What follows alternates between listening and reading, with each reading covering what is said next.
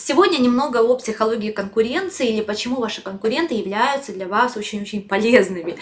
Такой неожиданный ракурс сегодня покажу. Думаю, будет интересно всем, кто занимается бизнесом, занимается продажами, маркетингом и так далее.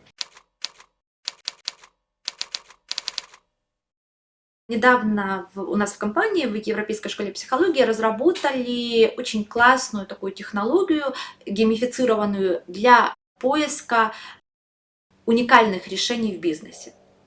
Потому что, понятно, время такое, какое есть, и одним из главных активов, ресурсов бизнеса становится креативность. То есть возможность придумать что-то новое, выйти за рамки, потому что традиционные методы работают хорошо в традиционное время. В нетрадиционное время, в кризисное время работают нетрадиционные, уникальные, новые методы.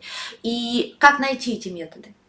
Ведь наше сознание устроено так, да, то есть у каждого человека и у компании, да, есть сознание, это небольшой такой кружочек, да, представляете себе, есть бессознательное, это больше кружочек. Так вот, сознание, этот маленький кружочек, это все то, что вы знаете.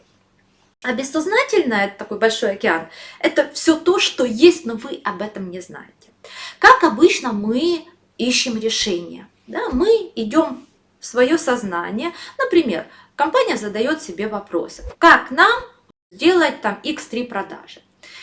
Что происходит дальше? Либо собственник компании, если это небольшая компания, садится собственник и думает, да, так, X3 продажи.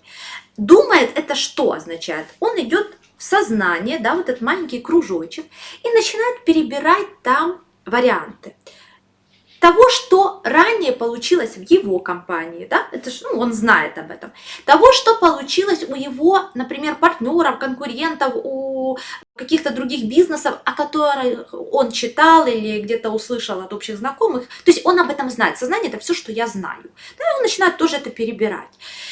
Как-то миксовать вот эти подходы, что получилось у меня, что я читал про других или узнал и так далее. Все, это такой очень небольшой объем информации, и по сути он весь повторяет прошлый опыт.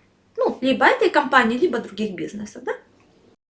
Если этот собственник, скажем так, хорошая у него связь с собой, да, он может немножечко выйти за пределы своего сознания, да, вот так вот на границу сознания и бессознательного, и получить оттуда информацию, это мы называем интуицией. Да? Это уже чуть новая информация. Вот что-то такое, чего еще не было там, в его рынке, в котором он работает и так далее. Но это так вот близко к сознанию. Чем дальше от сознания он может получить информацию, тем более серьезные изменения он может произвести в своем бизнесе. Более новые, качественно новые результаты получить. Так вот, вопрос в том, как же ему туда попасть, да, в эти более глубокие слои бессознательного. Следующий вариант принятия решений в бизнесе. Это когда собирается группа людей, например, там, отдел продаж собрался, да, и руководитель отдела продаж выносит это на коллективное обсуждение, как нам сделать X3 в нашем бизнесе. Что происходит тогда? Результаты такого, если правильно организовать это обсуждение, то результаты будут лучше. Почему? Потому что, например, 5 участников, у всех есть свое сознание, свое бессознательное. И просто суммируется 5 сознаний, да, и это больше объем информации. Соответственно, решение находится более креативное, более новое. Но, кроме этого, когда собирается группа людей, они образуют групповое сознание. Это не является суммой психик всех участников. Это новая структура. И она содержит новую информацию, в том числе о теме обсуждения, которое идет. И вот задача получить информацию с этого уровня. Тогда есть возможность найти действительно уникальное, эксклюзивное решение, которое даст качественно новые результаты для этой компании. И вот мы такую технологию разработали и протестировали, получили очень классные отзывы, да, результаты, кейсы. У нас, например, собственник швейного производства, проходя эту технологию, придумала решение, как снизить себестоимость производства на 40%, и через 2 недели уже это внедрила, и это так работает. И таких кейсов у нас очень много, когда бизнес получает очень крутые решения, дающие заметные финансовые результаты в короткой перспективе. Но, возвращаясь к теме видео, к конкурентам, да, и если вам интересно, кстати, технология, под видео можно посмотреть более детально об этом. Так вот, про конкурентов. Когда мы увидели, что технология работающая, технология крутая, мы задали вопрос себе в компании. Хорошо, а как мы можем продавать это, да, как мы можем это распространять в рынок, чтобы максимально много людей, компаний могли использовать это, ну, а естественно, мы могли зарабатывать. Да? И у нас появилась идея в том числе, что вот мы даем психологам нашим эту игру, и они дальше продают своим коллегам, чтобы игра распространялась, потому что ведущий игры должен иметь психологическое образование и навыки психолога для того, чтобы игра была правильным образом проведена, да? Ну и нужные результаты были. Вот. И у нас родилась идея, да, что сделать вот такие сетевые продажи, когда психологи продают другим психологам этот инструмент. И мы столкнулись с тем, что психологи начали задавать вопросы. А зачем я буду вообще плодить конкурентов? Да? Я возьму себе этот замечательный инструмент, буду сам работать, у меня будет очередь клиентов, я буду давать суперрезультаты, я буду таким вот уникальным. Да? Зачем мне это нужно? И эти вопросы подняли у меня воспоминания. Я когда-то обучалась арт-менеджменту, менеджменту на арт-рынках, и там узнала такую очень интересную историю, что когда, так принято в этом рынке, что когда, например, вы владелец галереи, к вам приходит клиент, такой покупатель, скажем, с деньгами, да, который может на хорошие чеки покупать. Вот он заходит к вам в галерею, да, какой-то коллекционер достаточно видный, и он ничего там не подбирает то, что ему было бы интересно. Что принято делать в этот момент?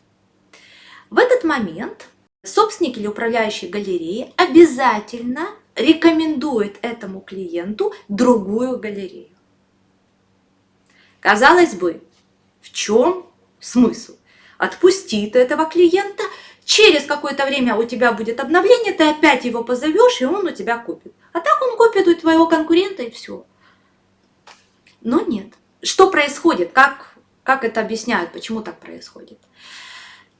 Всегда выгодней, да, если, например, вы этого клиента отправляете к своему конкуренту, да, вы можете потерять сиюминутную прибыль, но вы получаете гораздо важнее бонус.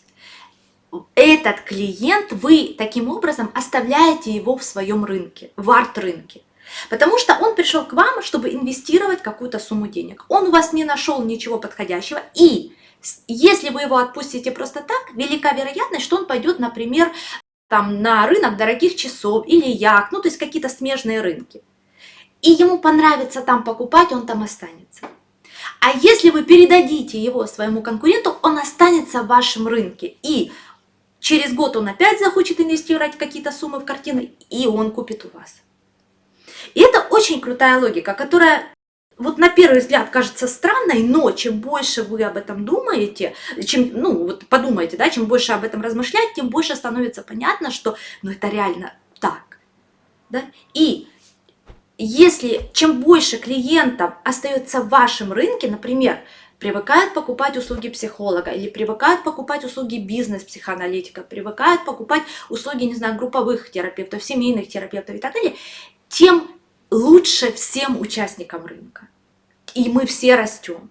Да? И вот это как раз очень такая классная стратегия про win-win, когда ваши конкуренты помогают вам расти, потому что они тоже развивают рынок. Естественно, это должны быть профессиональные конкуренты и так далее, тут уже по умолчанию, так сказать, но сама идея, она вот в этом. Пишите в комментариях, как это вам откликается, не откликается, возможно, какие-то истории, как это происходит в тех рынках, в которых работаете вы.